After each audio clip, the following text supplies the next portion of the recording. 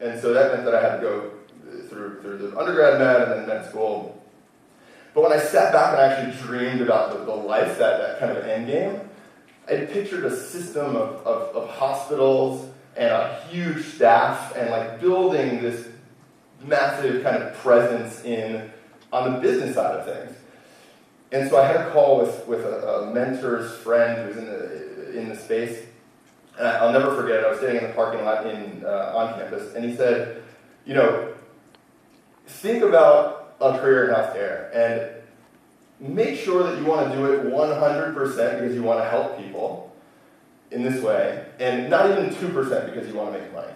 And so that brought me back to the drawing board, and I had to be really honest with myself, and I realized I actually just wanted to build the system. I just wanted to build this, I wanted to create a business out of thin air.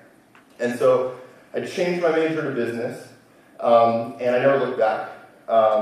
And I would found a company here during school by taking out the cheapest money that I could possibly find, which was the fastest student loan.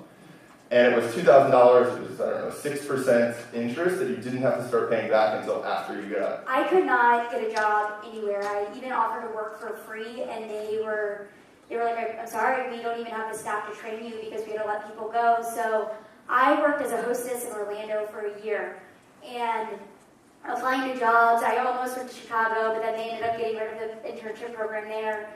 I kind of felt a little defeated, and then one day, my dad was like, you know what, Alex, come with me to UC after doing a business plan competition. Come and meet the professors, see what they're doing and what the program's all about.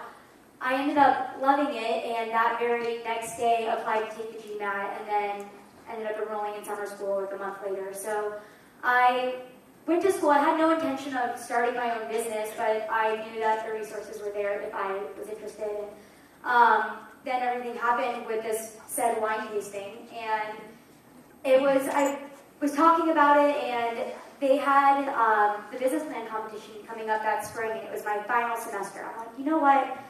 Now's as good a time as any. I might as well give it a shot. It'll force me to get numbers together, kind of figure it out, and see if it's even a viable company. Because while I was getting my MBA, I worked at a startup with social media marketing and website development. So I'm like, I can do this. I just did this for a living. I did it for a year and a half. I know everything. And that is a huge, huge mistake because people think like, oh, there's social media. It's free. I can just put something on it and it'll go crazy. That is not the case. You have to save money for marketing. It is one of the biggest mistakes people make is not saving money because they think like, oh, I've got my network. It'll be fine. That's not the case. Especially now they always change the algorithms. You just need to have money to spend on marketing. So I didn't really plan that out that well. And so I'm trying to like push these buttons, no pun intended, and I'm trying to get them in bookstores. And again, it's another roadblock because all the bookstores are owned by Barnes & Noble College or another major company, and you have to go through corporate, and they need to see at least 3 years of sales. So it's all this like chicken and the egg situation with collegiate products.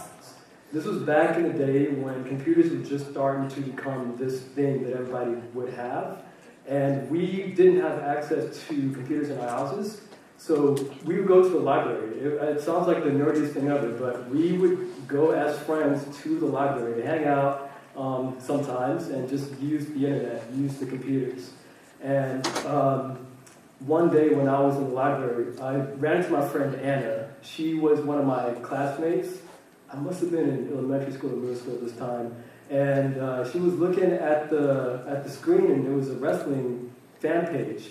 And I was like, hey, Anna, what's that? And, you know, I'm looking at it, and she's like, this is the website I made. And I'm like, whoa, Anna, I had no idea that websites was something that you could make. In my mind, websites at that time were this thing that I didn't know who made them. It was probably like AOL or Microsoft or somebody, but it just didn't really feel like somebody my age or some 12-year-old could make websites. So one day I went to the library and I got a book that taught us how to make websites. And I said, I'll take this book home and I'll follow it, and you know what, I'll just make a website.